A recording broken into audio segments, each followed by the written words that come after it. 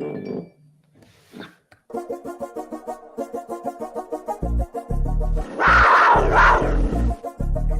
now, the Saxenian family presents Let's Rage Coogs, streaming on the Houston Roundball Review YouTube channel.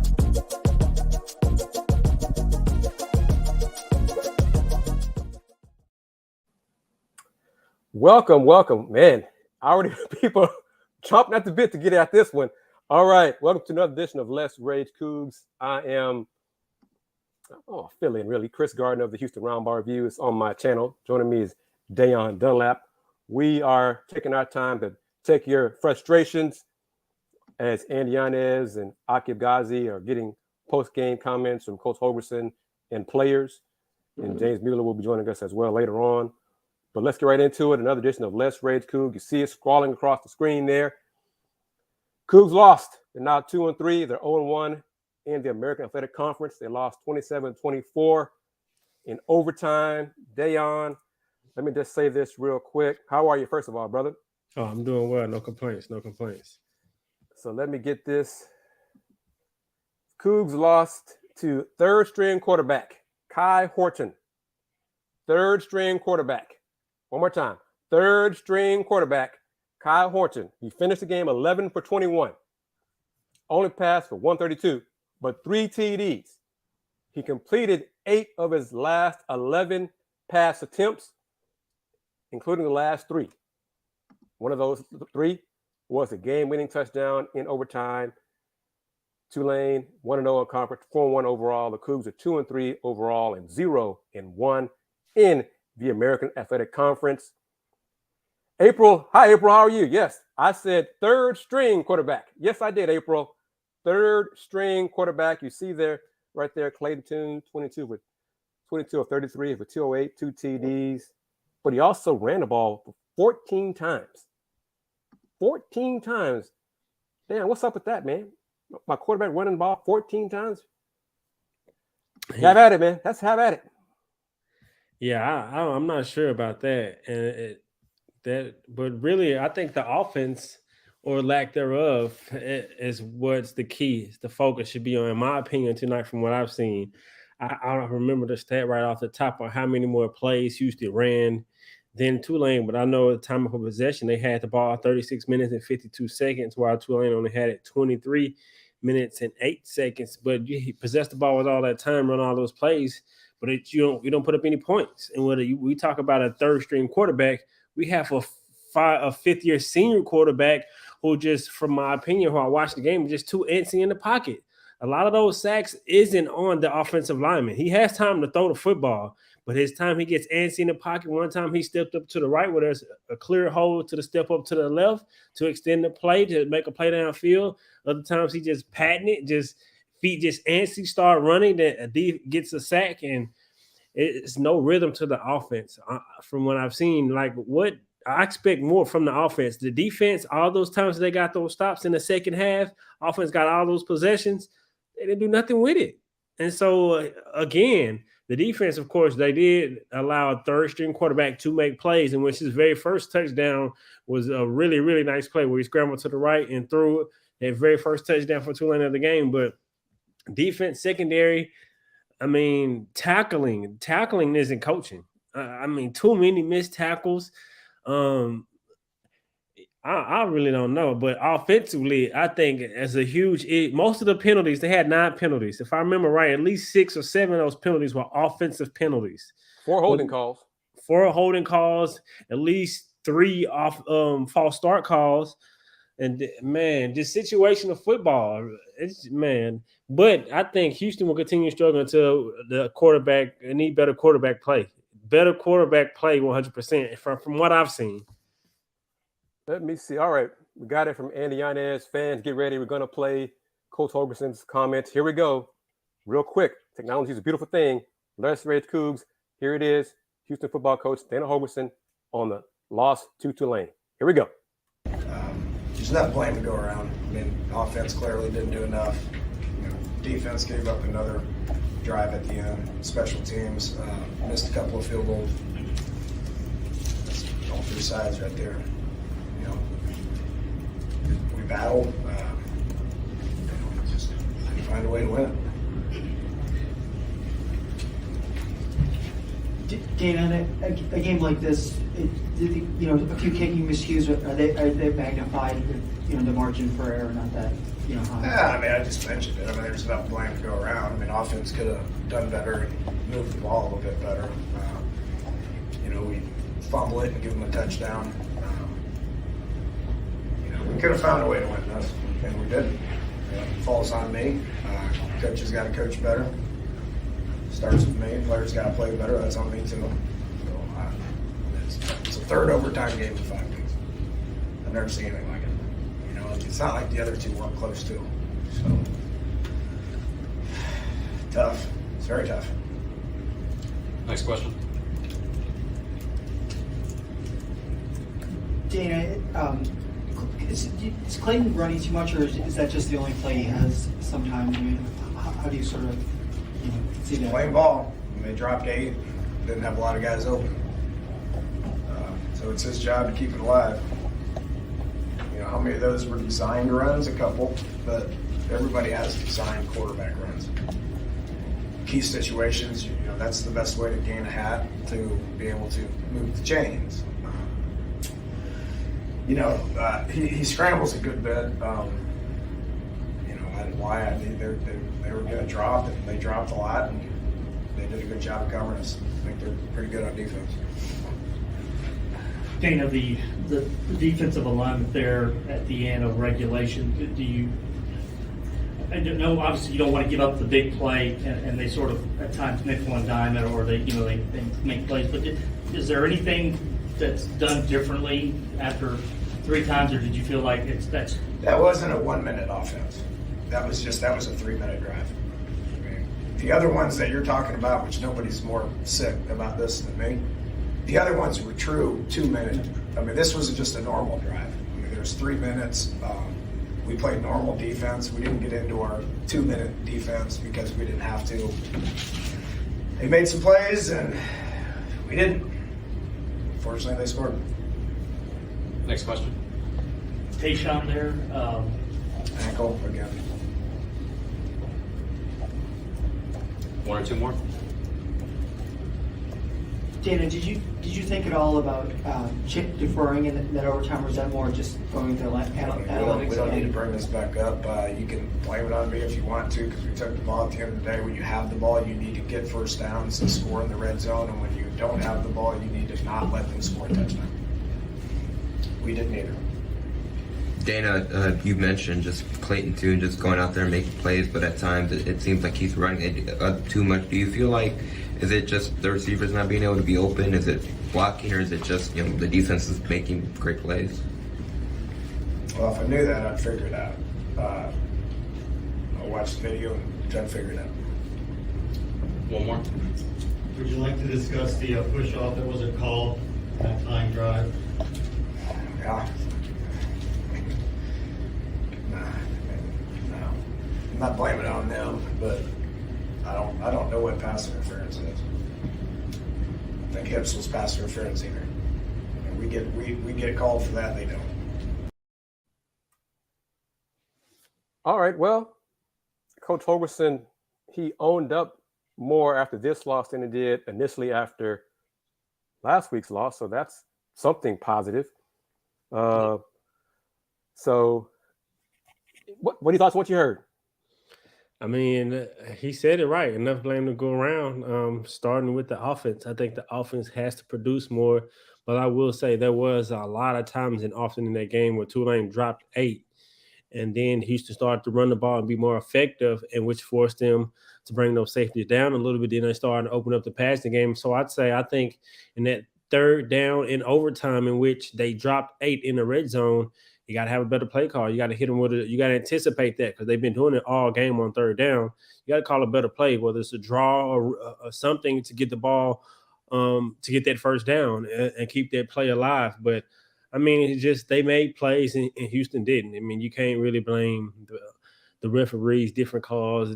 That's just part of the game. That's how the game goes. But, I mean, for the most part, this much, he was pretty honest as far as and accepting accountability from offense and defense giving up some plays too. But I think offense just has to do more for him, in my opinion.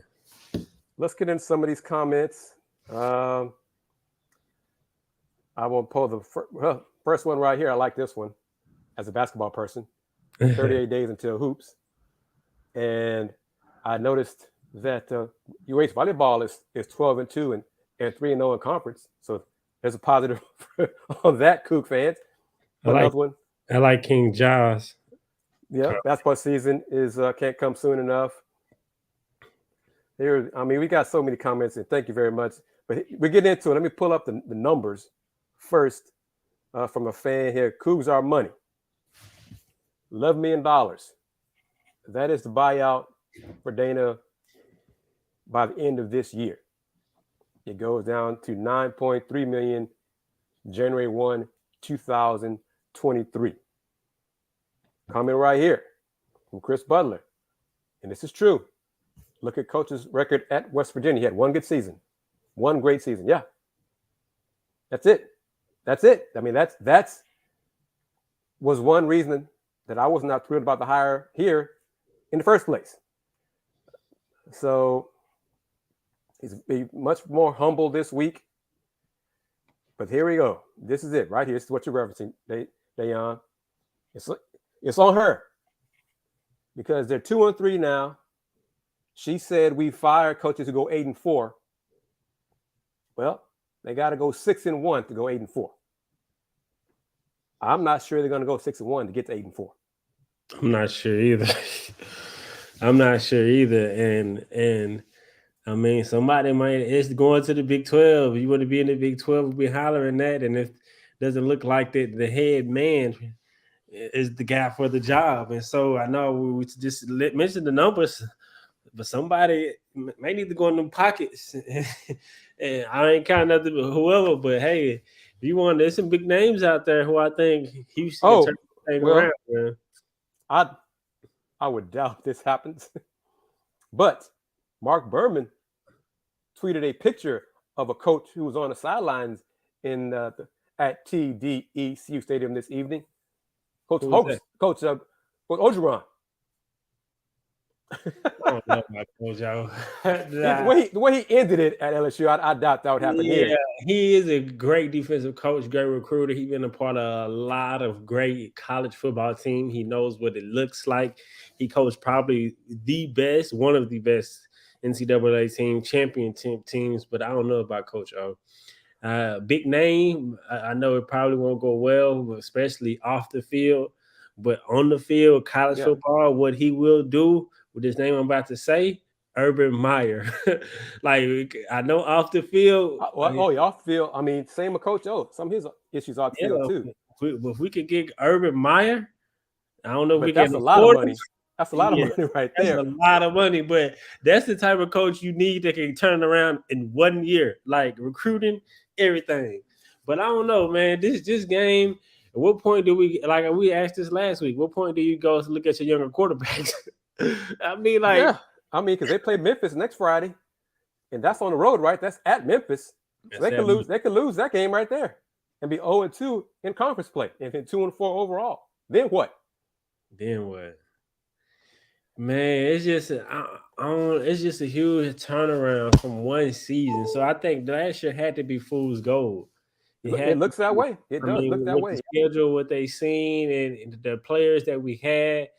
I still on this one, I can't blame the defense. The defense could have made more plays. They allowed it to drive the third QB. All that is facts. That's 100% true. They could have made more plays. That's true. But the offense had ton of plays, ton of opportunities to put points on the board when the defense got stop after stop after stop. I mean, play calling, all that. I don't know. Defense, I ain't giving them an excuse, but they played well enough to win today from when I watched the game. Am I tripping or no? Let me ask you this. I'm going to put this up here for one of our viewers. Losing Clayton Tune and Tank Della, they're going into the Big 12 next year without two of the supposedly preseason best players at their position in the country. And the 2 3 now. Definitely tank 100%. But I like the skill groups. I think people. I ain't worried. That's the skill position is the least of our worries going into next season. We're gonna have probably one of the top duo running backs. I love Brandon Campbell and Alton coming back. I ain't worried about our skill position. Matthew gonna be a sophomore. It's about the quarterback, in my opinion. Quarterback. I mean, he been here all this time. What has he accomplished besides last year? Like what did? I'm not seeing it. I'm not seeing it. We get better quarterback play today. We win the game. Like how they in the NFL they go quarterback from quarterback. Clayton Tune lost to a third string quarterback, not the defense. The defense gave up plays, but the offense didn't do nothing. And so now we're going to the Big 12. That's what I'm saying. At what point is it to plan for the future? I know you ain't want to give up as the only one or whatever. But at some point, you got to give these young quarterbacks some experience to see what they got going into next year. I know we got the transfer from Arkansas. I don't know if he's listed, Carly. But I want to see our young quarterbacks because Clayton Tune, in my opinion, is not him. He's not that guy. And let me say this to add to your point. Didn't Coach Holgerson say last season that in his system, by the third year, the quarterback is ready to excel in this system, right? He said it. Well, we're a year removed from that. And Clayton Tune has not excelled at all. So that is a concern. And I mean, I'm putting up some more comments from the fans. Cougar fans are frustrated. Yeah, we got a lot of comments. We got a lot of comments. Thank you for tuning in to Let's Rage Coogs on the Houston Roundball Review channel. We appreciate it. Chris Butler with a comment right here. Not one phase of this team looks well coached.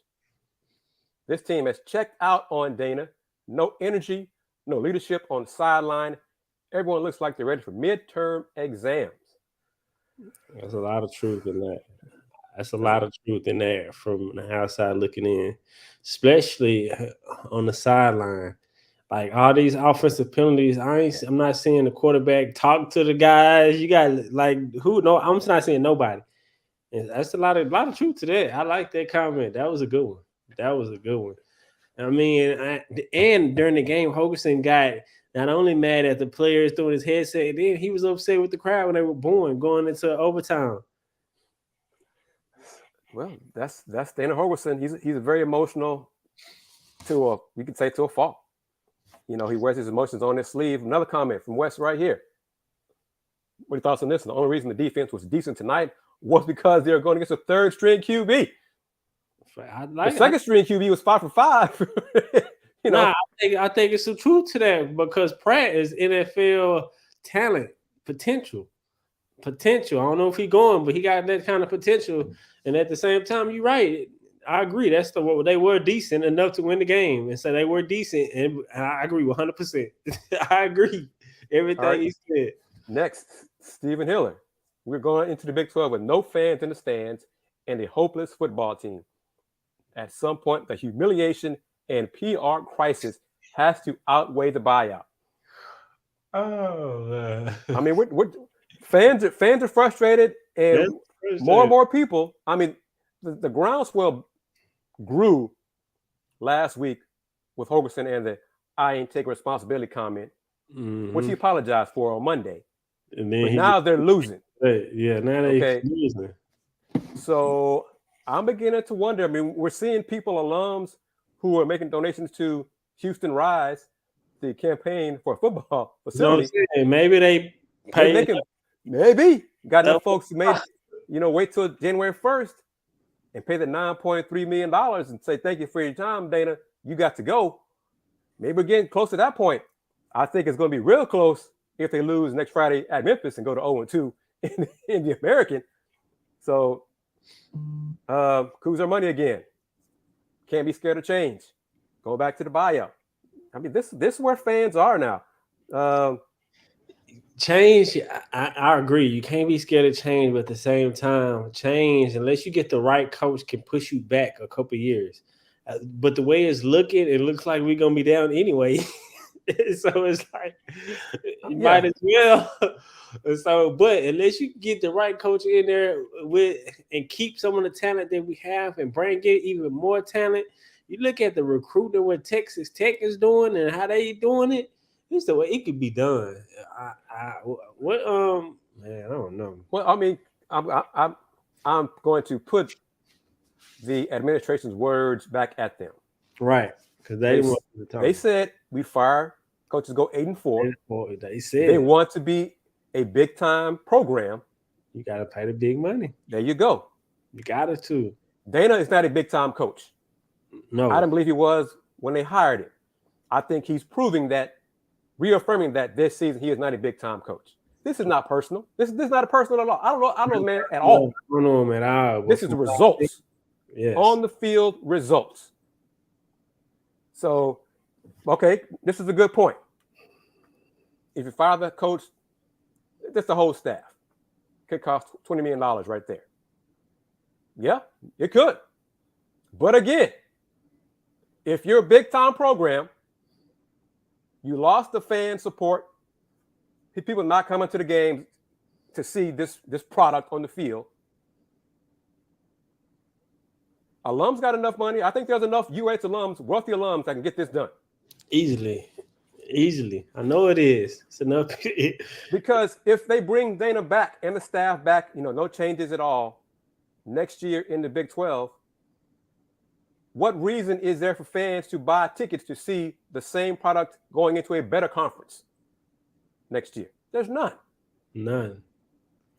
But then we got a lot of games though too, so we still at the same time still have to see how they finish out the entire year. They might go 6-1. That actually might happen. It's possible. It's not likely. No, but it's possible. I mean, in the conference, in the AAC, the game against Memphis is make or break. Because I think everybody else on the schedule, besides SMU, Houston should East Carolina tough. East Carolina's tough. That's pretty much it. They got some more. Yeah, but no, I agree, man. But we said the same thing. Well, we thought the same thing with Tech and Kansas. Is what I'm saying. Well, but yeah, I'm basing it on that too. I thought they would lose tonight to Tulane. I really did, but I did not realize Tulane was situation. I didn't know that. I didn't know that at the time. I know. I'm saying even once the game started. Because the second string quarterback, when I saw him, I was like, yeah.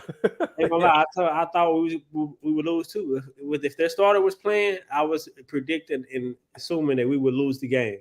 But as the game went on, like, they got this backup. Oh, they got the third string. I'm thinking okay, we might be able to do something.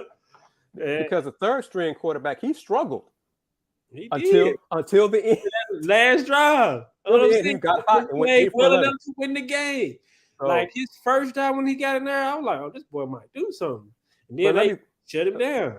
Let me post this comment from April, and she says that she's playing devil's advocate. So I don't think she believes it actually, but she's putting it out there. Even Bill Yeoman had down years. Maybe calling for Dana's head is too soon. It's hard to win 10 games year in, year out. Yes, but that's what great programs do. That's what they do. No, facts. That's what they do. But at the same time, I did have that thought watching each game. Like, it really is hard to win a game. It is. It really is. I don't care what conference you in, who you play. It's hard to win a game. But to hold Houston to the standards to what they're trying to get to, like, that's what good programs do. Like, They win those games. Like, they coach well. They don't beat themselves. They do these things and they win those games. But at the same time, I think I'm trying to be optimistic. We got to allow him. That's why I just said we got to let him finish out the year, see how it goes. Because, I mean, especially the defense and Doug Belk, all the praise that he received from last year and coming into this season, I still think, as young as he is, I still think it's a lot of promise in him specifically. I don't know about a head coach, but that's what I'm saying. A lot of that defensive stuff I can't see as a coaching.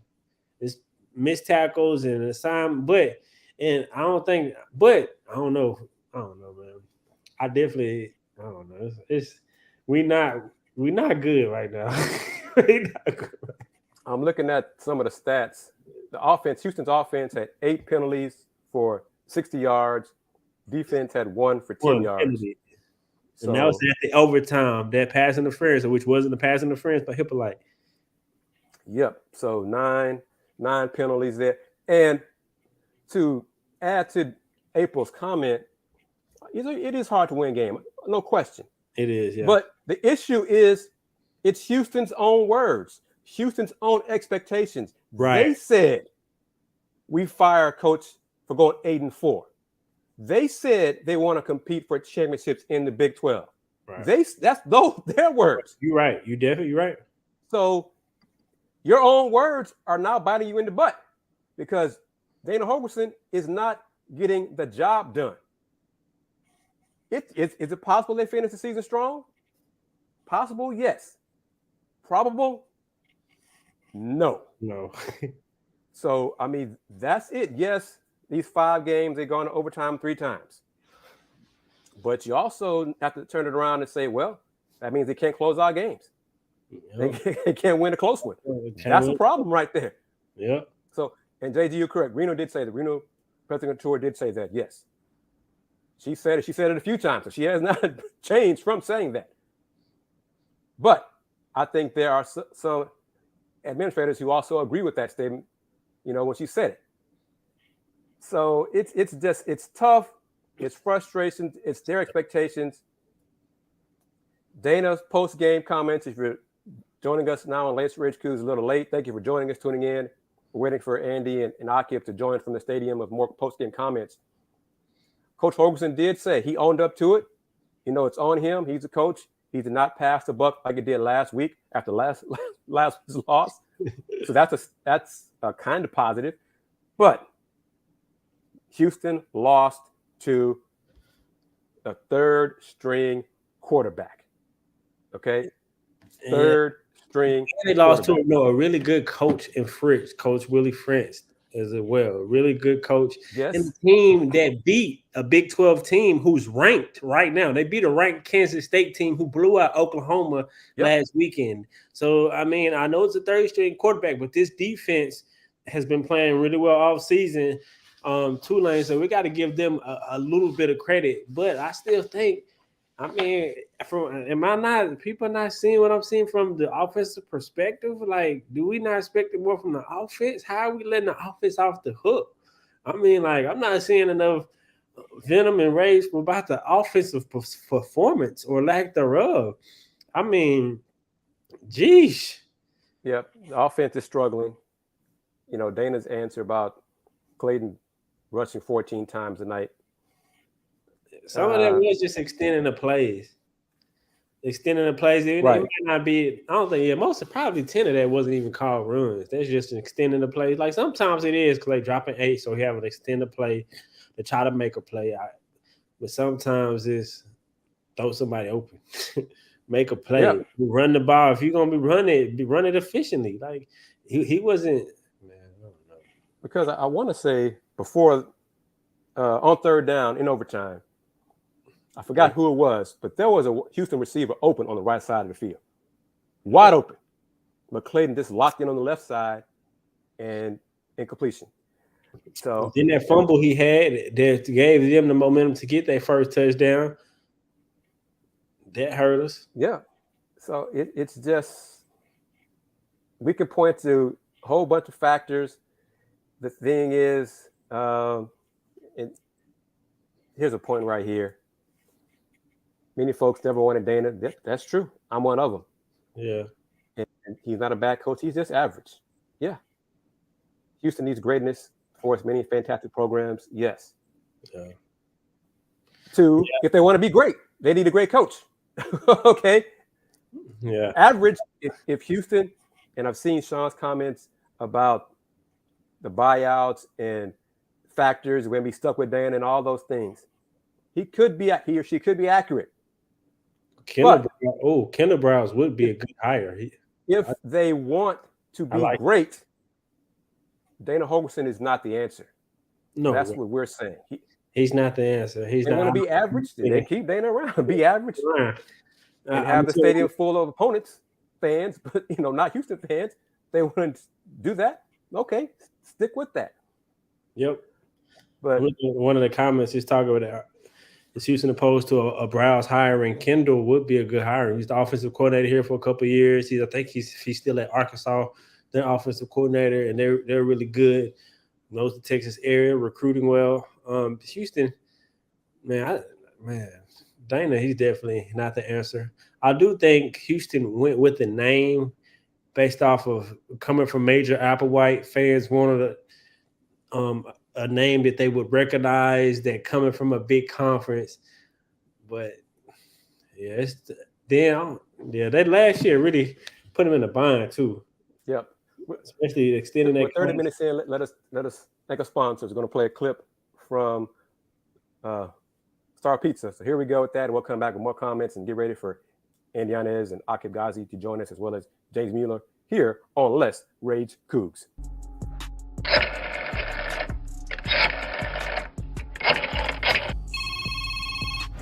Thank you for calling Star Pizza. This is Tim. How may I help you?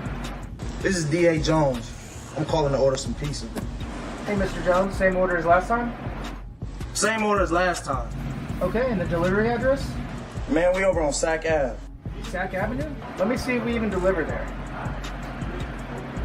We right here on your map. All right, we'll see you in about 45 minutes to an hour. Hurry up. We hungry. I'm hungry, man. We eat the best pizza on Sac Ave.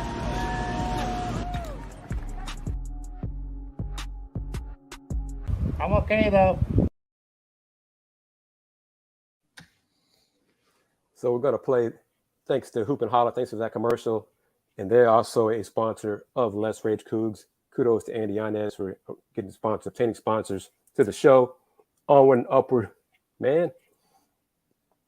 And here's the point here.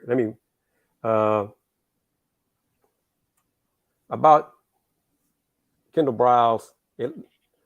His dad's name is still mud in some folks' eyes at Houston. So I don't know hiring Kendall would make those folks come back or turn them away completely. So I wonder about that. We'll see. But I have my doubts about that offensively and all the. I know he can call a great game. Folks thought Dana could too, but we're not seeing that here. We shall see. And one issue is, I think Coach Kelvin Sampson spoke to the football team, was invited to speak to the football team. One thing that makes Dana look even worse is the success that the men's basketball team is having. So, Justin's going to join us. All right, well, great. Looks like Justin's at the stadium. So men's basketball is rolling. Men's basketball is a preseason top 5 in almost every major poll, or even semi-major polls. And here he is. So are y'all on the opposite sides of the stadium? Andy, you and Justin? I am. Can you guys hear me? We hear you fine. Where's Justin? Justin is right down the side of the field. He's over there. You want to bring him in? You just have him look handsome in the studio? in the green room? What? Can you bring him in? I can't have access. I can. to it. No problem. Hey, Justin, we're coming to you, man. Hey, what's up, guys? How are you? Doing good. If you turn your phone sideways, it'll be full screen, Justin. Okay, there we go. That's better. To be able to bring people in. Hey, oh my God, this might be our most watched show, most viewed show. Comments been going crazy. Yeah, comments. Oh, I can imagine. I can imagine. What a tough loss. Houston falls to 2-3, a third overtime game of the season. Now another loss. Obviously, the American Athletic Conference opener to Tulane with their third string quarterback. Coming into the game, if you would have told that Kai Horton for Tulane would have been the starter that played for majority of this game, I think Houston fans would have been feeling confident. Obviously, the Cougars were dealing with injuries with themselves, especially on the defensive side of things. But, man, the offense credit to Tulane because their defense was able to do a good job of stifling, but the offense really, really struggled for 3/4 of the game, probably much more of that. And then they got a couple of flashes late in the fourth quarter. They had back-to-back scoring drives, and the defense found itself in a similar position once again where they had a chance to close out the game, and they couldn't do it. They allowed Tulane, led by Horton, to drive down the field and score a touchdown, and then in the first overtime period, the Tulane defense got a stop, made Houston settle for a field goal, and then Horton once again delivered with touchdown passes. And I imagine there's a lot of frustration among Houston fans, and coming out of the press conferences from players, from Dana Holgorsen, it just seems like they are very, very demoralized, from the players to Holgerson, top to bottom. We had Brandon Campbell and Donovan Mutin speak, and that's the vibe I got. That's the word I could think of. But Justin, you were there too. What would you say was the vibe I like just from Holgerson, the two players? It was this mute, man. Everybody was down, and it was pretty quiet in that room, and especially when Donovan Mutton was in there, just looked very gloomy and just what's the word to put it, but just very down and disappointed. Andy and Justin, I want to ask you. This I'm putting it out there because we don't know. Do you believe there's a chance that the losses have added to the comment from Coach Holgerson, we need better players? Absolutely. Have they? What do you mean by that? Like it's been an effect of it? Did that impact the locker room? You know, to hear your coach say publicly, we need better players, and since then, they're 1-2. You know, yeah. And it came to the final second against Rice where they were just inches away from potentially losing that game or having that game go to the fourth overtime. I think, kind of not to plug one of our other shows, but Folks Talking Sports, that'll be available at 3:30 p.m. tomorrow Central Time. Sunday. All right. Today's Friday. I got my days mixed up. Yeah. Today's Friday, Sunday, 3:30 p.m. Central Time. Folks Talking Sports on the Houston Rumbar Review YouTube channel. But like Will Gibson said on one of our previous shows, I mean, it's got to impact, a comment like that. We got to get better players. And it's something that he actually Holgerson kind of reiterated during his radio show this past Wednesday, leading up to the game, where there was a bit of a awkward interaction between a fan and Holgerson, where the fan brought up Art Briles and something about the offensive lineman, and Holgerson kind of went in and he said he had an idea of where the fan was going with that question, and then he kind of went on to not necessarily exactly repeat what he said, but kind of along the lines, once we get into the Big 12, we're probably going to need better players up front, which again, the players aren't going to admit it, but if you hear that from your leader, the guy that's supposed to be the head coach, and then last week when Dana Holgorsen was frustrated with the penalties, he said, I'm not taking responsibility for that. There's just a lot of frustration going over, and to be quite frank, I don't know how it doesn't affect you, because the players here. I'm going to bring in James Mueller, and guys, we'll see how it fits on the screen. I may just pull back and stay in the back room and produce. So we'll see how it goes. James, we're coming to you, man. You ready? Yeah. All right. Well, James, what are your thoughts on what you saw this evening at TDECU Stadium? Yeah, so to be honest, I didn't see a ton because I was on photography duty tonight. So I caught the main glimpses, but again, the biggest thing that stood out, I'm sure y'all have talked about Dana's comments some already, but the lack of the defense's ability to hold its ground in the last 3 minutes. Dana said it was different than a 2-minute situation, which was against UTSA and Texas Tech, but still 3 minutes, you got to be able to hold your ground there and seal a game. Two of UH's 3 losses are preventable by doing that, and they just can't turn things around and get that stop. And then the other thing that stood out was just the offense again. First half, not much happens really. Not much in the third quarter either. Then the fourth quarter comes and they put together 2 great drives. They look like a completely different offense.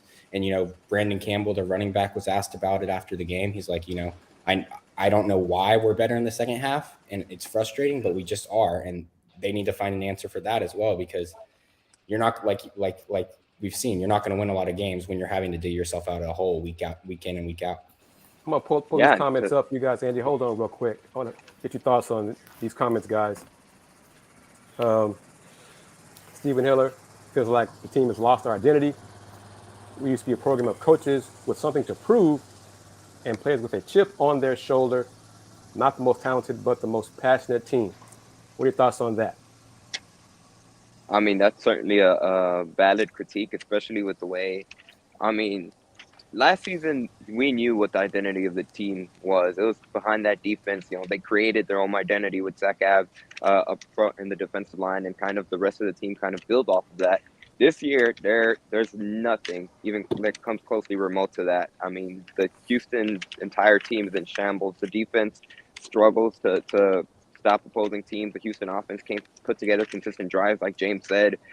For much of the game, the Houston offense is pretty much non-existent. And then, in the fourth quarter, they managed to put back-to-back drives, but they can't sustain it. In overtime against, they get stopped. And Brandon Campbell mentioned it. He said that for whatever reason, they feel like they play better in the second half. And I followed up and I said, well, can you attribute that to something? And he thought about it, and he said he couldn't. He said, it's paraphrasing a little bit, but he said something along the lines where I honestly can't explain why that happens, and it could be attributed to second half adjustments, but it just seems like the phrase he said is that they play better when their backs are against the wall, which is just it's kind of odd, and it goes back to the point where it really does seem like a team that's lost its way, and they're trying to figure out something positive, and they just haven't been able to do it. Even with Donovan Mutin, he was asked about what the atmosphere is like in the locker room, and he had an interesting exchange with Joseph Duarte of the Houston Chronicle, where he asked him, how would he expect the locker room to be, and Joseph went on to describe, gloomy, a locker room that's disappointed, and Donovan Mutin said, "Yeah, you're right on the point. That's how we feel." And Mutin's quote, he kind of said it along the lines like, "It's not a pretty place where the locker room is right now, but they have a choice. It could get better or it could get worse, and it's going to be on the UH players to be able to determine where it goes." So it was just overall it was an interesting post game availability, and just speaking with Holgerson specifically, it just seemed like he was, the past few weeks we had clearly tell that he was frustrated. It just seems like he was at a loss, to be honest. Mm-hmm. Just there wasn't that extra spark that we've seen, that feisty spark that we've seen from the past 2-3 games. It was just kind of, well, what now? Where do we go from here? That's the vibe I got. And James, Justin, you guys were there. I'm curious to hear your thoughts if you agree with that. Yeah, for sure. I mean, one of the things Mutin talked about was, they're a team searching for answers. And there was a few questions Dana was asked where he was like, your question at the end, and then one of Chris Baldwin's questions, he was like, I got to go back and watch film. I don't know. Like they don't have the answers. And so, and that's why they're 2-3. It's as simple as that. Yeah. Justin, what do you think, man? Yeah, once when Holgerson entered that conference room, didn't really have too much to say. Answered a few questions and was out of there. I mean, he would go in detail like last week about I'm not going to hold accountability. And a couple weeks before about we got to the stupid crap and all that. He didn't really say much, and he just said Tulane did good and we didn't do good, and he was out. Dan, you got something you wanted to add, man? We got a lot of comments I want to get you guys' thoughts on. Dan, what do you want to say? Yeah, I just wanted to add that I think some of those late drives for the offense is kind of fool's gold. And then when the defense gives up a drive, at the end result, people see like, oh, if we would have stopped them, we could have won the game. But it's a 4-quarter game. What about all the stops that the defense got throughout the entire game, and offense did nothing with it? And then they hurt themselves with penalty after penalty after penalty on the offensive end. And so I think a lot of that frustration offensively has to be from Dana, from his side of the ball. I know he's the head coach, but he's the offensive coach. And, he looks at it like offense is his unit per se. And so I think that a lot of those second half drives is a lot of fool's gold. I think offense, especially the quarterback. What are you guys seeing from the booth? Are you seeing receivers open? What is it Clayton Tune looking like in the stadium? Yeah, I'll take that first. Oh no, Justin, go ahead. Yeah, it looked like there was a couple open down towards the game. I mean, there's not sure who it was, but it was like down by the sideline. It was pretty wide open, and Clayton Tune just couldn't find them. But overall, I mean, not really too much receivers getting open as much, but Clayton Tune has a lot of time back there, and he just holds the ball too long. Yeah. And adding on to that, or go ahead, Andy.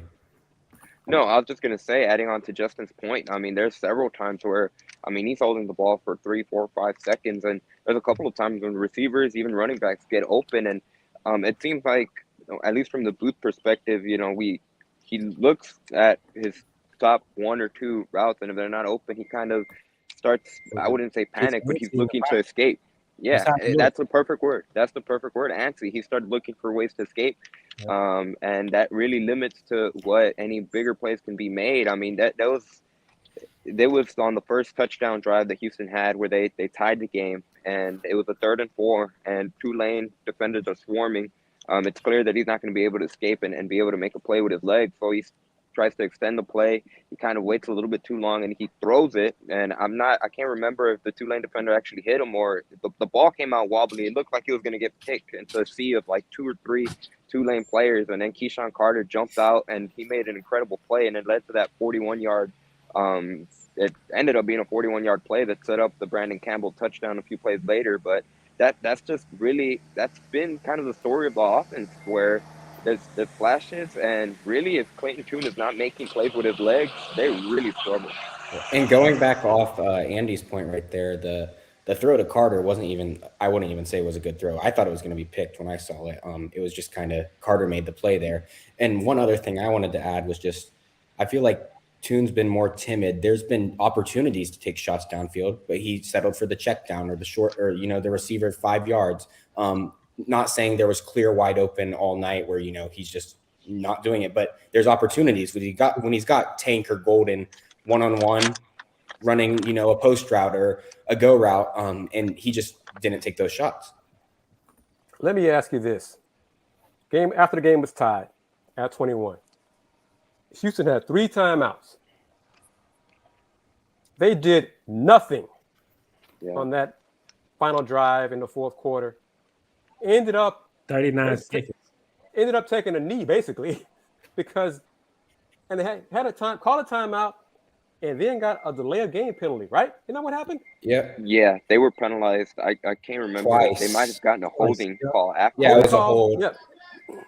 Which basically killed any chance of that drive. But yeah, especially that was off the back-to-back drives where they had scored touchdowns, so they had a couple of momentums, and they can do it. They have first-hand experience that 39 seconds is more than enough to drive down the field and at least set up a game-winning field goal. But it never really seemed like they were aggressive. And I know one of the play callers that has been kind of had a lot of criticism from the Houston fans, Shannon Dawson, the quarterback's coach, that he's Dana Holgorsen on Monday, and James, you can attest to this, kind of talked about the process of what it's like for Dawson calling plays, and that was something that Holgerson said started around the UConn game a season ago, and Holgerson said he liked the way that process went just because leading up to the game, they work together, they come up with all the plays that they're going to have for the game plan against whatever opponent they're playing with, and then Dawson is in charge of calling the plays. And Holgerson said he likes that because it allows him to be free to do more stuff when it comes to game days. And he said that he didn't foresee changing that at all on Monday. So, I mean, that's something that fans have pointed out, but that's what Holgerson addressed in terms of play calling. And it does seem like there's one Houston offense, and there's two. There's the one that can't move the ball down the field. They look awful. They get hammered by penalties. And there's one where it's in little flashes, but they show that they have some explosiveness. But, I mean, for 3/4 of the season, that other offense that can't move the ball that's been the identity for Houston. And here's this another comment. I want to try to get you guys to respond to as many comments we're getting on the in the section on the Houston Roundball Review YouTube channel. What about this one? Doug Duck is calling plays like he has NFL quality corners like he did last year, which he doesn't have this year, which is clear. So what do y'all think about that? I mean, one thing I would say is, yes, obviously, Art Green, Alex Hogan aren't Marcus Jones and Pepe Williams, but I thought they did a solid job tonight for the most part. It's just when the game's on the line, Tulane receivers find a way to get open, and they're missing tackles. They're not able to, cover up. And then the pass interference call in overtime I thought was kind of, so. I didn't get the clearest view, but it wasn't like a clear and obvious one. It could have gone either way, but yes, the corners have to improve. but I don't think this loss is on the corners because for the most part, I mean, holding him to 14 points for the first 57 minutes of the game, and 7 of those points were on a defensive scoop and score. I mean, the defense played pretty well. It's just, when the game's on the line, those last 3 minutes, they fell apart, and then overtime. You may. Yeah, what do you want to say? You mean What's that? who? Me? Damn, what do you want to say? No, I was just pretty much agreeing with everything that James was saying. That he said. I don't think that he calls it like he still has NFL corners because they're not on a NALA 101. They're not on an island that much, and so I don't think that was accurate comment. Do you guys believe that these coaches are good at player development? Because compare that to, I hate to do it, but compare how well known UH men's basketball is respected for their player development. Let's look at that on the football side. Is it close, the same? I think so, though. I mean, you look at some of the skill position groups that has developed. I mean, a receiver has been able to develop players, linebacker in the past years, defensive linemen, corners. Quarterback is the question. Have we been able to develop quarterbacks? That's the question, I think. That's a great question. Especially Da'Yon, you hit it right on the head when it comes to Toon. When it comes to criticism for Toon, that was the comment that Holgerson made entering last season, where he said if he didn't take a step forward, it's going to be on Holgerson. And to Toon's credit, to Holgerson's credit, it did seem like he took that step. He was much more comfortable, especially after having that rough start. He came back. And honestly, that's one of the storylines that was made of towards the end of the season is how the hamstring injury, I believe that's what was hampering him for the early part of the season, kind of forced him to not be able to run and escape as often as he does. And it kind of forced him to be much more of a pocket passer. And they saw that improvement towards the end of the season. Well, he's kind of reverted a lot to what he was doing back in the 2020 and 2019 seasons, where if first option's not there, second option's not there, he's angsty and he's ready to escape. And that's a big problem right there. And Da'Yon hit it right in the head, because you have seen the development, even just going back to last season, the players that they've been able to send to the next level, and Demarion Williams, Marcus Jones, Logan Hall, even going back 2 seasons with Peyton Turner. It's just a program that can develop players. It's just, for whatever reason, they can't really figure it out. And this year has been a struggle. It's something that Dana Holgorsen himself hit on, because coming into the season, specifically on that secondary, they felt good about Javarius Owens. They felt good about Art Green. They felt good about Alex Hogan. They felt good about Hassan Hippolyte. It was a lot of the players behind them, a lot of the freshmen, a lot of the transfers. And something Holgerson said, I believe it was about 2 weeks ago, is that they haven't really been able to see that development in the depth behind them. And that's something that he wished had been at a higher, more faster point. And I believe that was leading up to the Rice game. And now they're kind of being forced to be out there trial by fire, because they're having injuries in that secondary.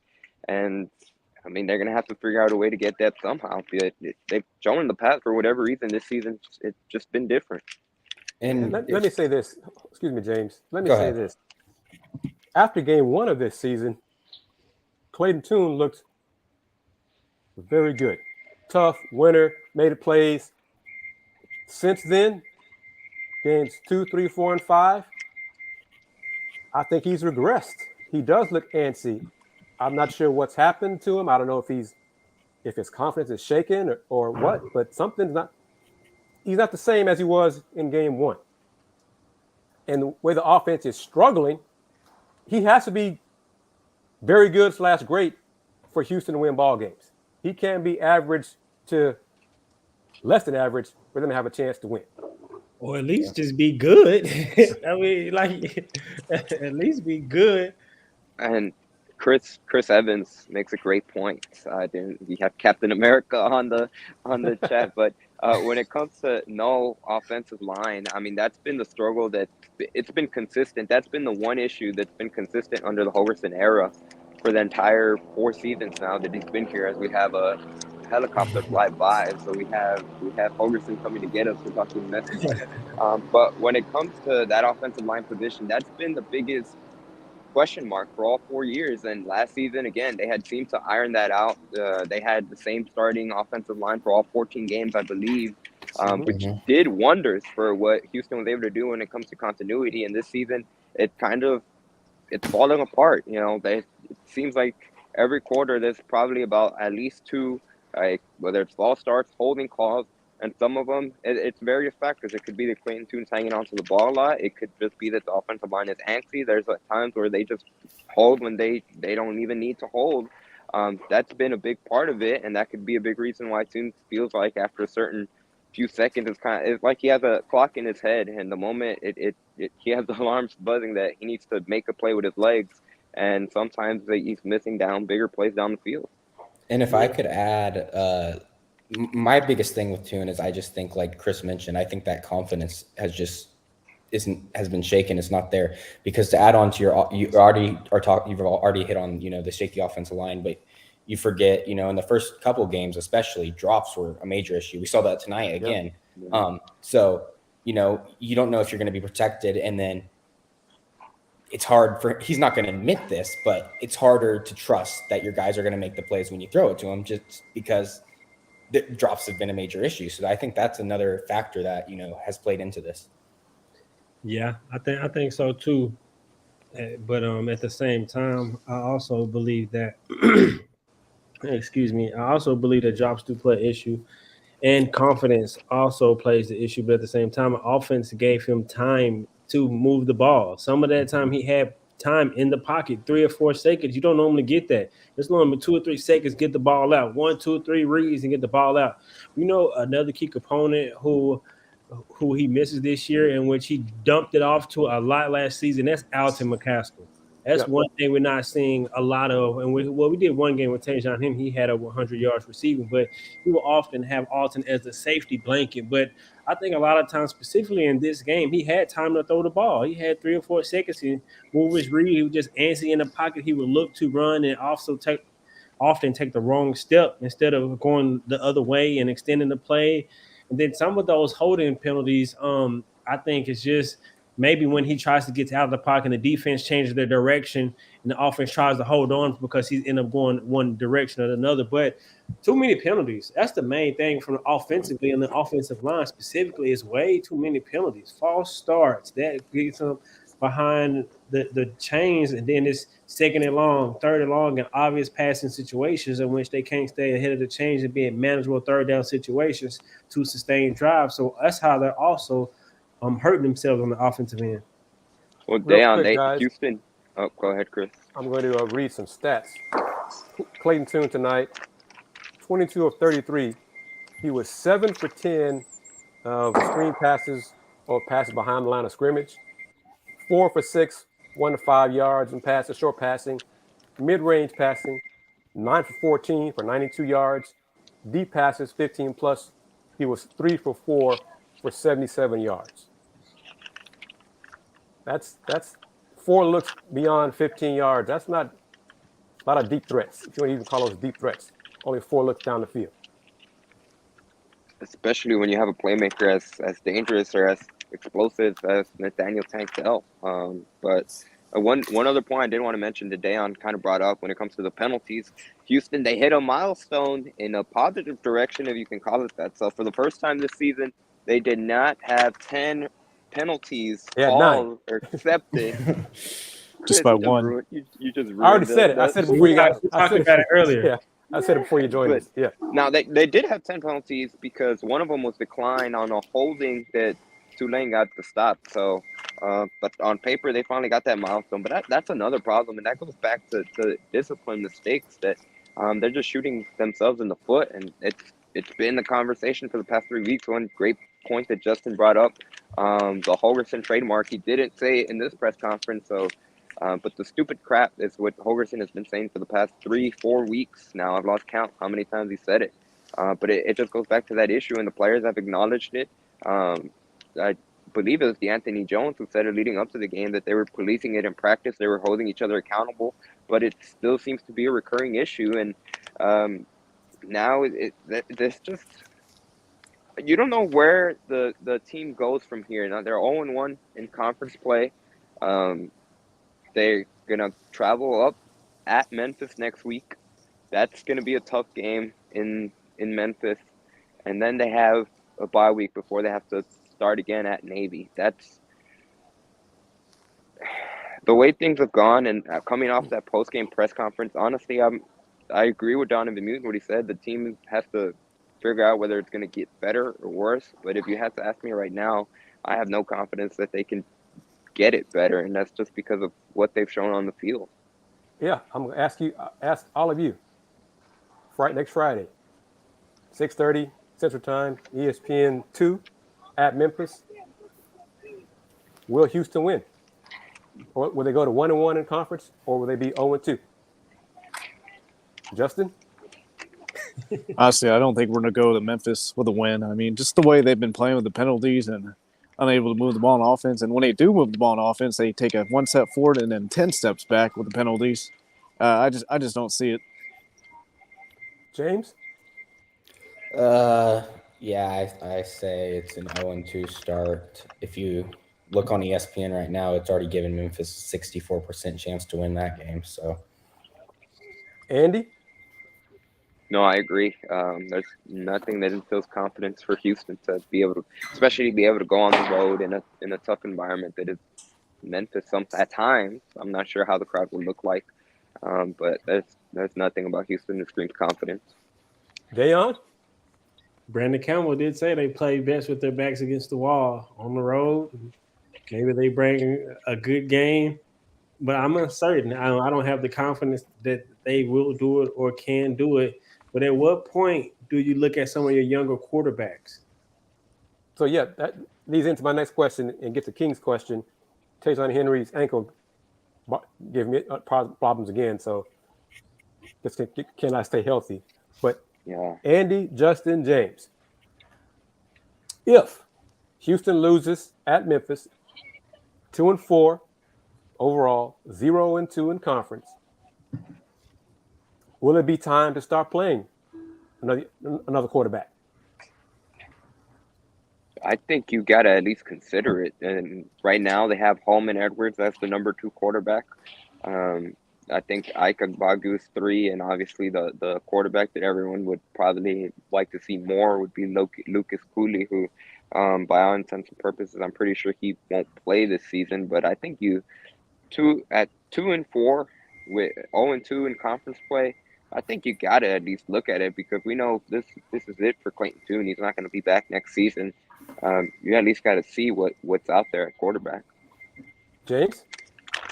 Yeah, I mean, I'll tell you this: they're not gonna make a change because Dana's stuck by Clayton his whole time through the good and bad, and so I see no reason that they're gonna make a change. That doesn't mean like they shouldn't consider it, like Andy said, but I would be shocked, utterly shocked, if Clayton Tune is not the quarterback throughout the remainder of the season.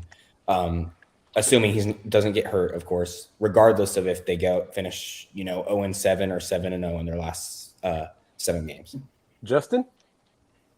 Yeah, I don't see them replacing Tune this season, in his senior year, in his 5th senior year, but it would have to be like really bad performance throughout the next few weeks for him to be replaced. I mean, he would have to throw like at least a couple interceptions a game and something like that, but I think he's going to remain the quarterback for the rest of the season. Do you guys have an issue with the fans booing the team? Not at all. I will caveat, I don't think they're booing the players so much so that they're booing the coaching staff and Dana Holgorsen. That's what I think. I was on the field for most of the game taking pictures. There was multiple fire Dana chants. There was fire the OC chants. To the crowd's credit, I will say it wasn't a great crowd, but they were loud, and the student section was like 80% full. So I'm quick to criticize the crowd. So I'll give them credit for that. The people that showed up, especially the students, made noise. But I can confirm that there was, a lot of it was directed at the coaches with those, fire Dana, fire the OC, things like that, chants. And I'll just add on real quickly to that point. Actually, the quarterback argument that we were talking about just a second ago, but I agree with James. I mean, Dana Holgorsen doesn't seem like a guy that's going to make, groundbreaking changes. We just talked about it when it came to Dawson. He said he liked the way that's being play called. He doesn't see any reason for that to change. If he won't change the play caller, he's not going to change the play caller on the field. He's certainly not going to do that with Tune. So I agree with James. Unless if Dana's not here, I don't think that's changing. Okay. For you three guys, Dan and I talked about it earlier.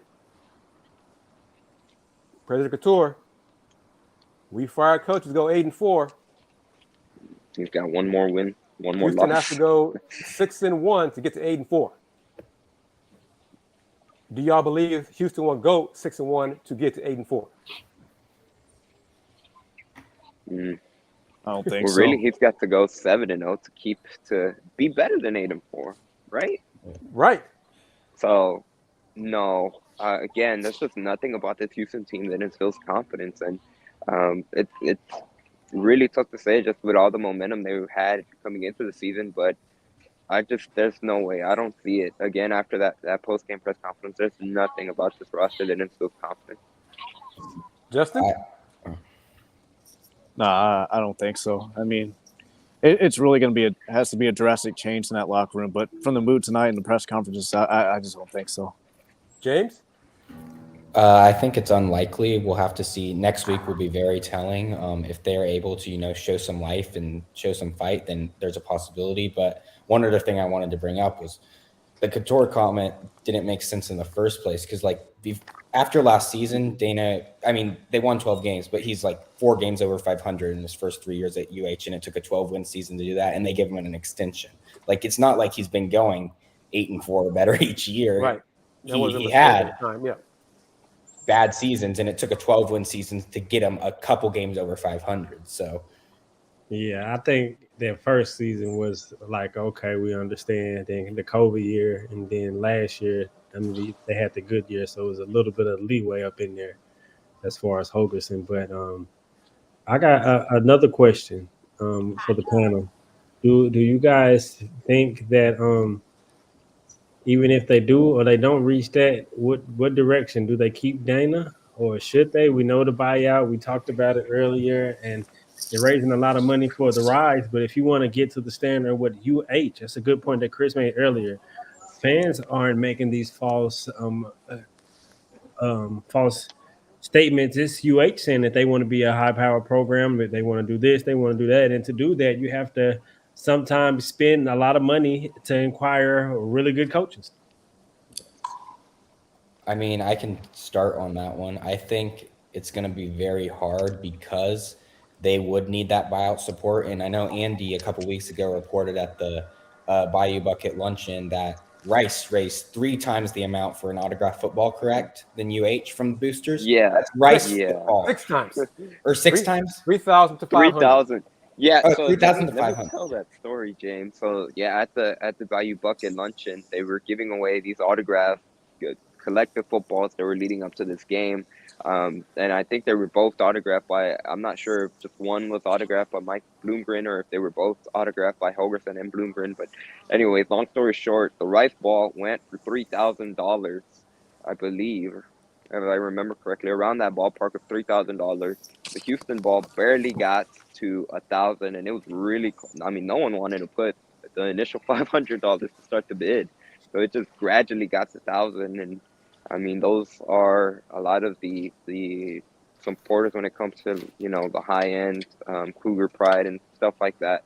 If they weren't willing to buy in with the Houston program on stuff like that, and I think some of those proceeds are going to be going to charity as well, so it's for a good cause.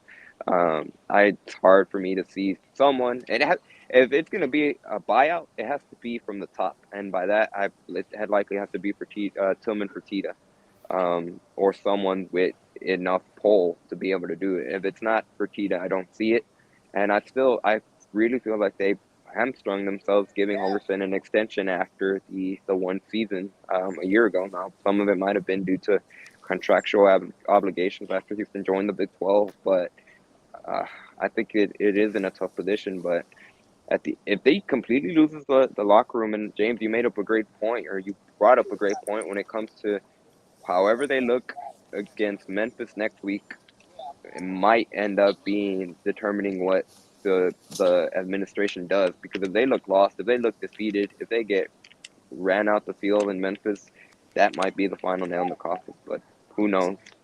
How about fire coordinators? If Houston cannot afford to fire Dana, which I think is a cop out if you want to be a big time program, but fire the OC and the DC. Yeah, you have to do one of those, like especially the play calling with Dawson. It has not looked good at all this season. James?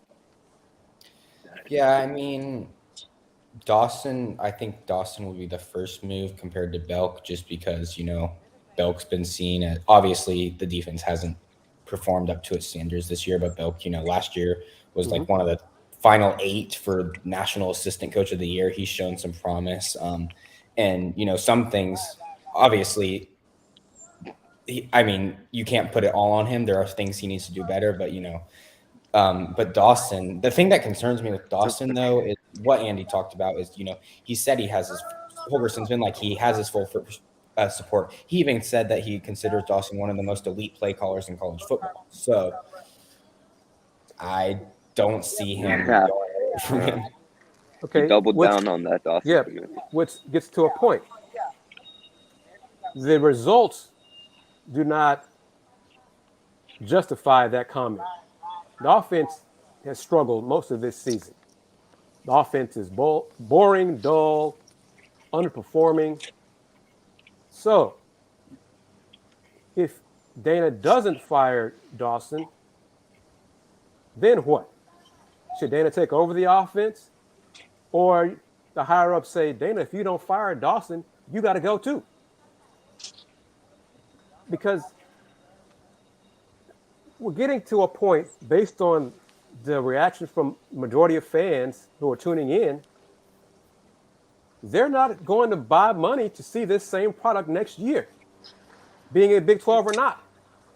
Because the losses, what could happen next year in the Big 12 could be beatdowns. Much worse. Much worse than what we're seeing right now. So it's a struggle right now for fans to come to the game. If the fans are frustrated with the product on the field and the coaches, and that same product returns next season, then why are the fans going to spend their money to see the team get beat down in the Big 12? Do y'all think that Dana has lost the locker room?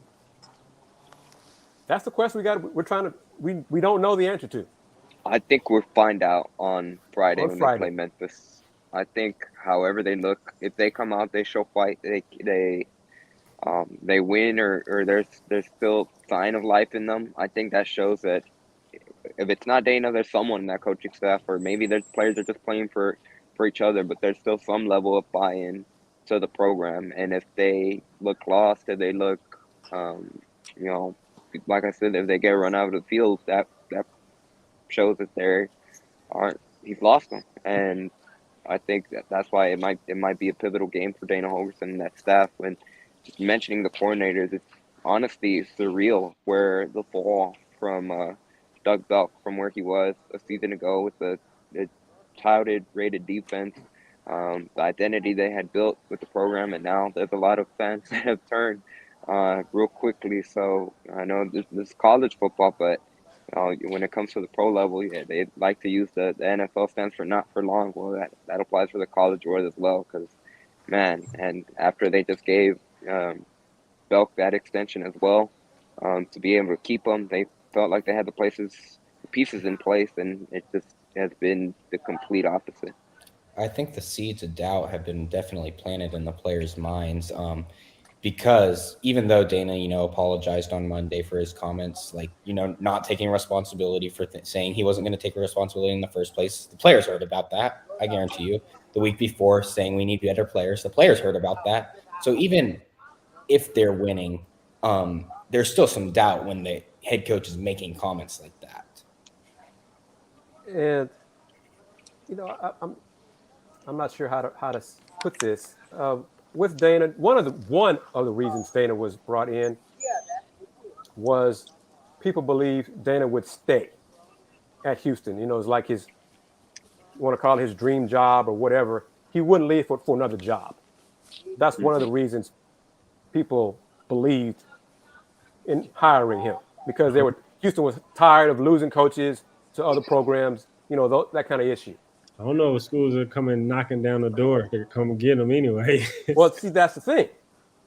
West Virginia is not sad that he left. He didn't leave them in great standing.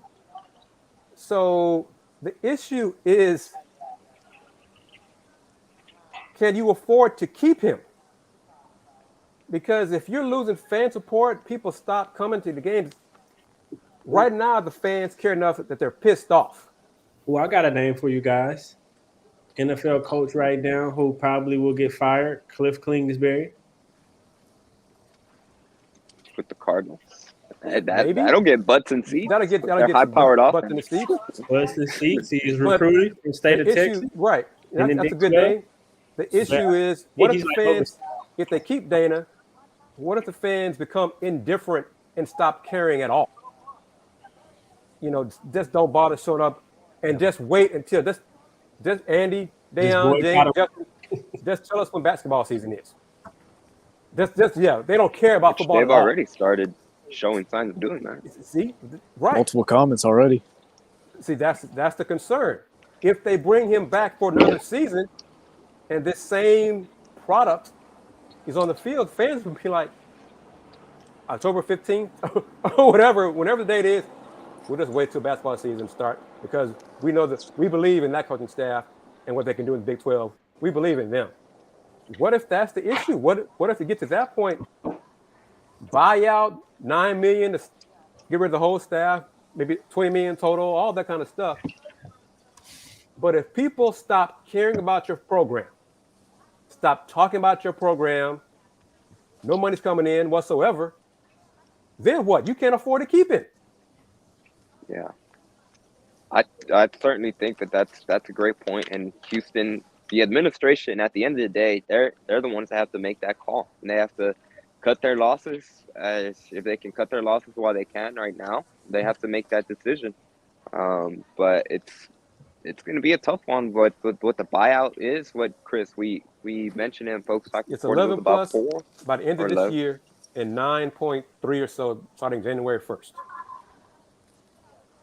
And then add on whoever you're going to bring in to replace them. It's going to be a huge investment. So it's such a tough position, but I think, especially with the way the season's gone, where the players seem like it's leaning towards that direction. I will say their jerseys look good tonight. Those were pretty good. They looked well. They looked good while they were losing on the field. That's the question. And let me say, folks who listen to me, follow me on Twitter, on the Houston Roundball Review YouTube channel, on our show, Folks Talking Sports. I'm not a Dana fan. Haven't been, period. You know, they went 12-2 last year, playing a soft-ass schedule. But he won those games, okay? So you play who's in front of you, okay? This schedule was soft. Conference play, I mean, it seemed like they took the AC for granted, but then they lost at Texas Tech. They struggled against UTSA. You know, and they got waxed by Kansas. That was the eye-opener right there. Kansas just steamrolled Houston. Okay, Kansas football, not Kansas basketball, Kansas football steamrolled Houston. That opened my eyes, and I think opened up a lot of fans' eyes. But Andy, James, you know, I wasn't high on this team this season to begin with. I laughed at these high rankings preseason. I'm like, are you serious? Based on what? Some of them had them top 10. Top 10. One of them. Tim Brando. You know, so we're seeing Dana and the team, and we're going to find out, I think, Friday at Memphis, if Dana has lost the locker room based on how they look, the performance. Because then it's a bye week after that, right? Yeah. Yeah. Yes, sir. Maybe changes will happen after they're doing that bye week. Personnel, you know, coaches' roles change, things like that. But we'll see, because they got to do something to bring life back to the fans, give fans reason to believe in the program. Because right now, what was it? The announcement was yesterday, another $5 million going to Houston Rise. And why you spend the money on this product? Why should more folks continue to invest in Houston Rise for this? That's got to be a question too, because we want, as alums, to have a football facility constructed. We believe it's beneficial for the program, correct? Absolutely. Correct. Yeah. Well, if Dana's lost the locker room and this team tanks the rest of the season, and by tanking, I mean maybe go back to our 5-7. If that happens, what incentive is it for other folks who have money, wealthy alums, to say, how much do you need? Yeah. Count on me. I don't like Dana Holgorsen, but I'm gonna give you $5 million. Yeah. Is that gonna happen? Is that likely? I don't see it. I don't see it. So that goes to the issue as well. If you still want to get the building constructed, and that is a goal, some of these wealthy folks might be, yeah, I'll give you money, I'll contribute, but that man got to go. I'm not going to support this if he's still here. And that's how Texas boosters are a different beast, because they back it up with the money and they put pressure on the administration. Like, hey, if this coach ain't doing it, we'll put the money behind it. He got to go. And if UH want to get to, I know Texas is not back, quote unquote, but they still in the conversation of getting the best players and being a top-notch program. And the other thing these boosters might do is, like these donations have been specified, for the football operations center. They might be like, okay, put this towards the Guy B. Lewis second floor development for the men's and women's basketball team. Do that. I'm putting my money towards that because Kelvin Sampson is a proven winner. And if I'm going to support my university, I want it to go to something that I know will pay off.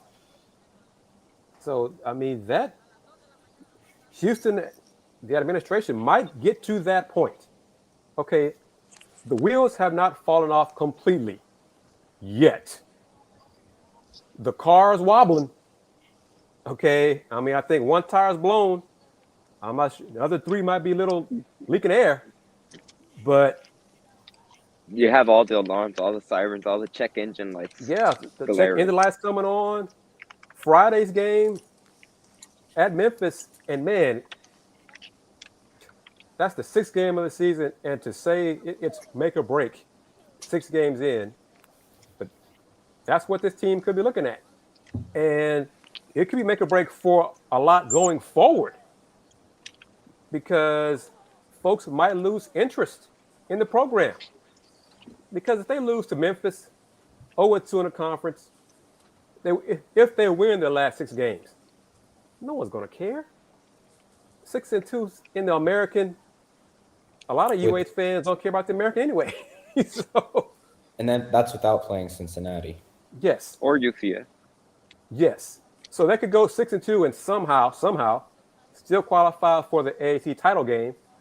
In that case, it'd be on the road and lose. No one thinks they're going to beat Cincinnati if they happen to get there again. No one thinks that.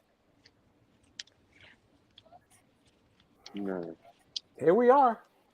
I mean, that's where we are, and I'm an old alum.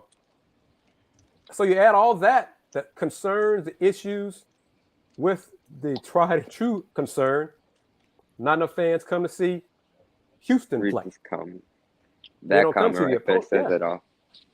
Houston fans are progressive, creative, and practical. Since the season is over, fans now are just going to focus on their personal lives because that is what really matters. JG Nelardo right there with the, I mean, honestly, it's facts. And that Kansas game kind of, well, really even going back to the Texas Tech game, that 4th and 20, that play is a defining play of the season. You get that stop, 4th and 20, you head back, you're 3-0, you're feeling confident. I know it's going to be, it would have been 3-0 versus 3-0. It would have been a tough Kansas game. But that's kind of been the changing point right there. And now it's kind of just there. The season's just there. That is an opinion that a lot of fans share. I mean, honestly, they shared it after that Texas Tech loss, where they felt the season was over because the New Year's Six Bowl was out the window in a lot of fans' eyes. And now that they've lost 3 games, it certainly is out the window now. And it's going to be an uphill battle honestly, it's going to be an amazing turnaround if they can somehow get back to the American Athletic Conference Championship game, which, like I've reiterated the entire show, there's nothing that instills confidence for them to believe they can do that. Andy, if you don't mind, I want to play Hogo's comments again for folks go ahead. who are joining us now. So here we go. Post-game comments from Coach Dana Holgorsen after tonight's loss to Tulane. There's enough blame to go around. I mean, offense clearly didn't do enough. Defense gave up another drive at the end. Special teams missed a couple of field goals. That's all 3 sides right there. We battled. Just had to find a way to win it. Dana, a game like this, a few kicking miscues, are they magnified? The margin for error, not that high. Yeah, I mean, I just mentioned it. I mean, there's enough blame to go around. I mean, offense could have done better and moved the ball a little bit better. We fumble it and give them a touchdown. We could have found a way to win this, and we didn't. It falls on me. Coaches got to coach better. Starts with me. Players got to play better. That's on me too. So it's a 3rd overtime game in 5 weeks. I've never seen anything like it. It's not like the other 2 weren't close to. So tough. It's very tough. Next question. Dana, is Clayton running too much, or is that just the only play he has sometimes? I mean, how do you sort of see that? Playing ball. They dropped 8. Didn't have a lot of guys open. So it's his job to keep it alive. How many of those were designed runs? A couple, but everybody has designed quarterback runs. Key situations, that's the best way to gain a hat, to be able to move the chains. He scrambles a good bit. Why? I mean, they were going to drop, and they dropped a lot, and they did a good job covering us. I think they're pretty good on defense. Dana, the defensive alignment there at the end of regulation, I don't know, obviously you don't want to give up the big play, and they sort of at times nickel and dime it, or they make plays, but is there anything that's done differently after 3 times, or did you feel like that wasn't a 1-minute offense? That was a 3-minute drive. I mean, the other ones that you're talking about, which nobody's more sick about this than me, the other ones were true 2-minute. I mean, this was just a normal drive. I mean, there's 3 minutes. We played normal defense. We didn't get into our 2-minute defense because we didn't have to. They made some plays, and we didn't. Fortunately, they scored. Next question. Tayshawn there? Ankle again. 1 or 2 more? Dana, did you think at all about Chip deferring in that overtime, or is that more just going to analytics? We don't need to bring this back up. You can blame it on me if you want to, because we took the ball at the end of the day. When you have the ball, you need to get first downs and score in the red zone, and when you don't have the ball, you need to not let them score a touchdown. We didn't either. Dana, you mentioned just Clayton Tune just going out there and making plays, but at times it seems like he's running it too much. Do you feel like, is it just the receivers not being able to be open? Is it blocking, or is it just the defense is making great plays? Well, if I knew that, I'd figure it out. I'll watch the video and try to figure it out. 1 more. Would you like to discuss the push off that wasn't called, that tying drive? Yeah. No. I'm not blaming it on them, but I don't know what pass interference is. I think hips was pass interference either. We get called for that, they don't. Well, Man, that answer.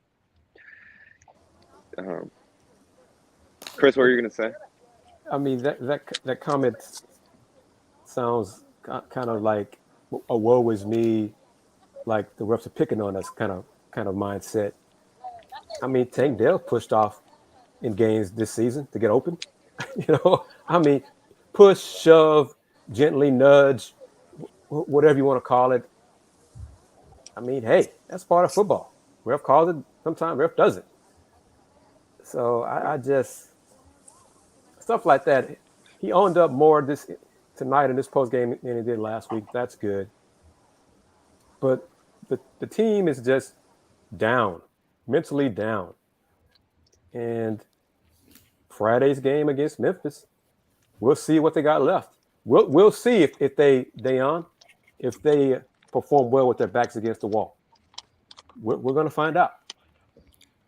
Could I add one thing to yes, sir.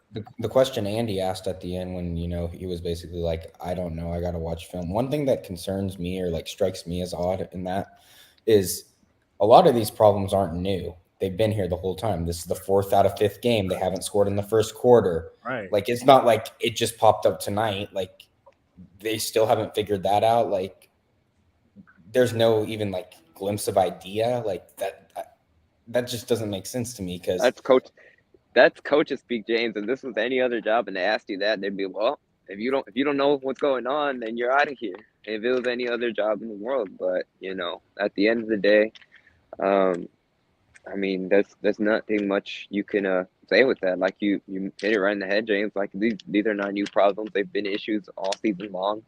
And that's a big reason why the offense struggled. And honestly, maybe they really don't just know, because even Brandon Campbell, I followed up with a similar question about, why he feels that in the second half they performed better. He said he couldn't give a specific answer. So honestly, maybe they just don't know.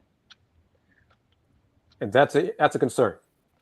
That should be red flags for the administration. Yes. If they don't know what's going on, that should be right there a good sign of where the program is, which is. So I mean, 5 games in, you don't know the problems, why you're having problems, why you can't fix the problems. That's a concern. And we're going to see. I mean, it really is. It might just be make or break. Yeah. This Friday against Memphis might be it. I mean, that truly, yep. I saw it, and I got to own up to it. I've said the previous Let's Rage Coogs, what about the tight end, Trahan? Well, he dropped the ball today. So they went to him, and he didn't come through. So that's on him. They made it a point of emphasis of trying to get him involved in the game. And I'm looking at these stats that they gave us. I'm pretty sure he had a 9-yard catch during the game. So they might be off, or maybe I was just off, but they targeted him a lot more times. There was a lot of times when he and Toon weren't able to connect. But they make a great point just when it comes to the offense, because all season long it's been Tank Dell, and then there's a significant drop off. When it comes to the receiving core, Sam Brown had a couple of catches. He had 4 catches. Keyshawn Carter made the play of the game the play of the game for Houston on the offensive side of things when it comes to the big catch that he got for the 41-yard play. And then Matt Golden had 2 catches for 32 yards, but that's not going to cut it. It's like Tank Dell had 8 catches. The next receiver was Sam Brown with 4, and then Keyshawn Carter with 2, and Matt Golden with 2, and maybe Christian Trahan with 1. And looking at the stats, it looks like the stats say Trahan was targeted 7 times. Yeah, they made it. There was certainly a point of emphasis to get him involved. He just couldn't come up. Yeah, it's 1 catch. Yeah, 1 catch, 9 yards, 8 yards. Yeah, 8 yards after the catch. It looks like Da'Yon wanted to say something. I don't know if he was muted. Like James said earlier, though, when you get one-on-one coverage on Matthew or these other receivers, you got to give them a chance. I mean, they can't throw the ball to themselves. You can look at the end of numbers, what they ended with, and sometimes they not tell the story from a receiver's perspective on the game. Trahan did miss out on a lot of his opportunities he had tonight, but other receivers often in this game, one-on-one coverage, they just don't really have many opportunities down the field. Yeah, You're Golden right, had 2 Da'Yon. targets. Yeah, 2 targets for Golden, only 3 for Carter, and 5 for Brown. And he caught 4 of the 5 passes. So. And that's from the receiving standpoint. I mean, Yeah. we can go down the list. But So I mean, they're finding different ways to lose. Okay. That's And what it is. Situation football. right. And different ways you to know lose what? in similar situations. That's what a losing team does. Good / Yeah, great that's what teams find ways to win. Bad teams find ways to lose. In Houston at 2-3, that's what they are. They're not a good team. You know, Dana can say, "Yep, we've been in overtime 3 times. All the games have been close, and the wins." But what that says to me is you can't win close games. Nick Saban, when it came out and said it's X, Y, and Z, we're not doing this, we're not doing that, we're not doing this. We need to do this better. So that's where we are. So Andy, you can decide how much more you want to go on the show because the fans are still rolling with the comments. So the it's fans are rolling. Today.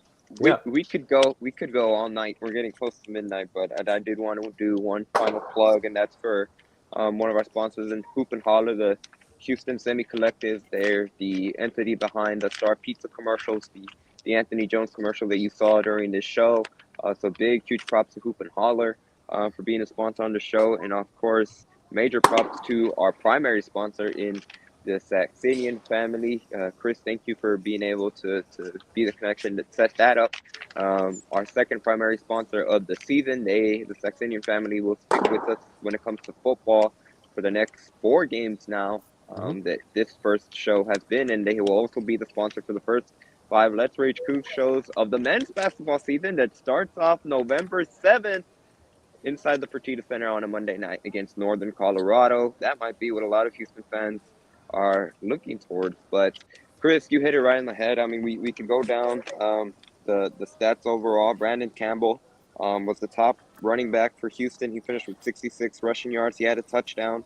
Clayton Tune was second on the team for rushing. He had 56 yards. Stacey Sneed had a couple of nice runs. I mean, he only carried the ball 6 times. He was able to get 30 yards on it, so he had a pretty decent game. And we heard Holgerson in that clip. Tajon Henry had to leave the game with another ankle injury, and like you said, Chris, very unfortunate for him because he just hasn't been able to stay healthy this season.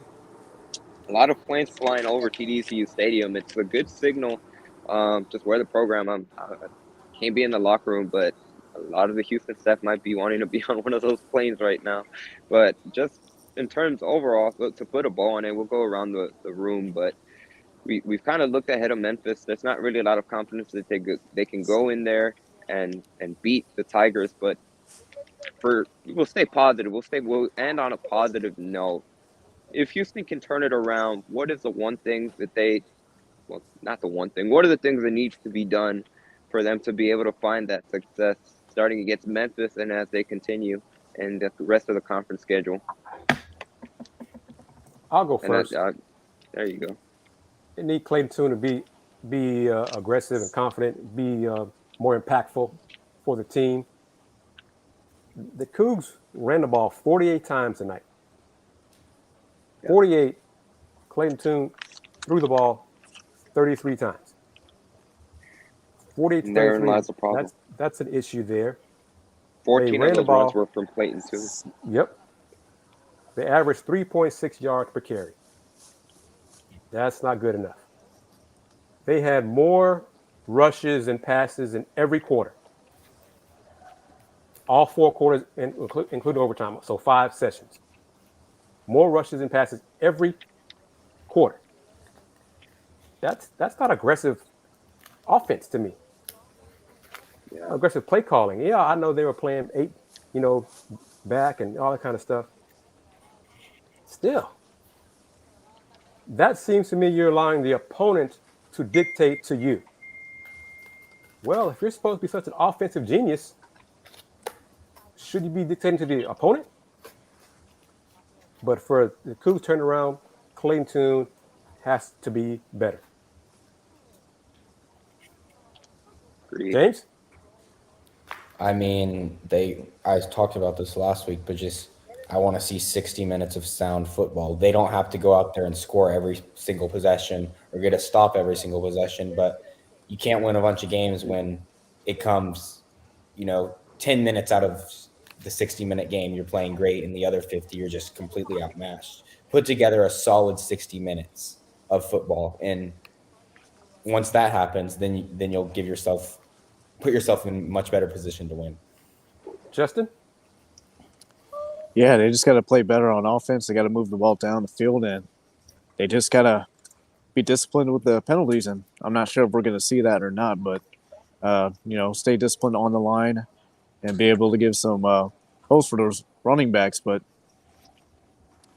And Tune's got to play better, but I just really don't see much going into next week, but it's about Chris Evans right there. Everybody's frustrated. Justin's frustrated. Dana, what will it take for Houston to turn it around?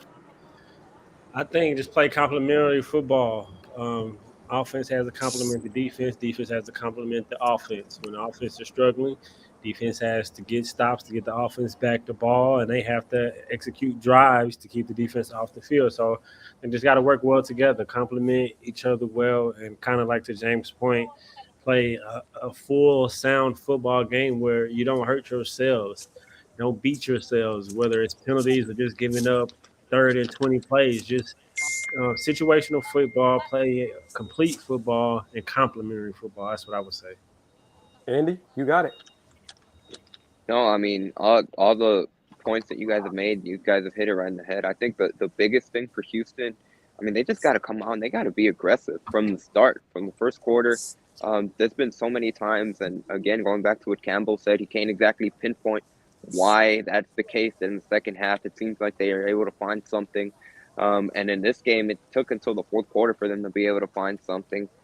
Maybe they do just like to play with their backs behind against the wall, and this is it. If they lose to Memphis, they fall 0-2 in the conference play, heading into the bye week at 2-4. That's just not. It's going to be really, really unlikely that they can turn it around. So that's what I'm looking forward to most. If they can come out against Memphis, be aggressive, take shots. I mean, at the end of the day, what's the point right there? If you can't push the ball down the field, I mean, for the most part, it hasn't really been turnovers that have killed them. You're not like Clayton Tune's throwing pick after pick after pick. It's not like the running backs are fumbling, although Tune did have the one fumble there, but that came on a broken play where Tune was trying to make a play. I think they just need to be more aggressive, and whatever happens from there, you'll live with it. We shall see. Always fun talking these Let's Rage Coogs with the fans.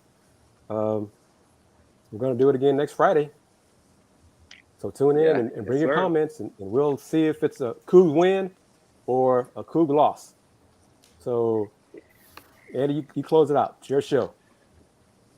For sure, that's going to do it for today's episode of Let's Rage Coogs. We'll go around the table. Thanks, James Mueller, Justin Barbosa, Da'Yon Dunlap, and, of course, Chris Gardner for allowing us to use your channel and platform on StreamYard to be able to stream this show. It looks like this is the most people we've had live, so to be able to tune into a show. So that's going to be, hopefully, we're going on to better and better things as this goes on. And it's been such a tough season just in terms of what the football team coming in with the expectations and how the season has progressed. But we're not going anywhere. We're going to stick. We'll be back here on Friday, and we'll be back 2 weeks after that, after the bye week. And then we'll continue into the men's basketball season. So thank you guys all for being able to join into this journey. Be sure to follow the Pod Slamma Jamma. Chris will be the head coach, and we could all be coordinators. We go where Chris goes. But when it comes to the Pod Slamma Jamma YouTube channel, which I already have the Dana Holgorsen clip posted there, so if you want to hear it again, haven't been able to tune in for whatever reason, maybe you're just tuning in, be sure to check that out. Last time I checked, we were at 253 subscribers in the past 3 weeks, which we're over the 25% goal. That the road to 1,000 is there. We're hoping to get that as quick as possible, and we've done it in just 3 weeks. So that's amazing that we've been able to get more than 25% of that in just 3 weeks. So be sure to check that out. That's PAWDSLAMAJAMA on YouTube, Pod Slamma Jamma. Again, Chris, thank you for allowing us to use your channel to be able to stream Let's Rage Coogs. And I just toss it out there to everyone. What's the final thing? What do we leave on? Because Dan, you always like to leave on go Cougs. Hey, win, lose, or draw, baby. They still go Cougs. Oh, no doubt. I'm ride or die, man. I'm a Coug Ride or fan die. for 40 plus years. I'm 50 years old. Go Cougs forever. That's why I'm going to call them out when they're underperforming, and I'll give them credit when they deserve it. But I just want to give credit to Andy for doing this. He took the idea and ran with it. You want to have a post-game show for UH fans like there is for the Astros, Rockets after games. So he's done a great job doing this. But fans who are tuning in, Chris Evans, King, Trevor, Steven, in Orbita, stick with us. Thank you. Because basketball season is coming, and you want the same energy to talk about all these wins that are coming this way for UH men's basketball. So don't go anywhere. Let's Rage Coogs throughout the men's basketball season. It's going to be fire. That's a promise. James, what you got? We're ride or die, James. They're saying you're not ride or die with us, James. I'm ride or die. I'm just saying I don't got much confidence. You get confidence in us. I got confidence. Yeah, this show. Of course, I have confidence. This show's doing great in terms of football team. All right, Justin, we'll leave it on that out? note. Justin, you get the final say. What's the final word, sir? Hey, man, the highest, lowest, the lows, still go Cougs. Yes, sir. Yes, sir. We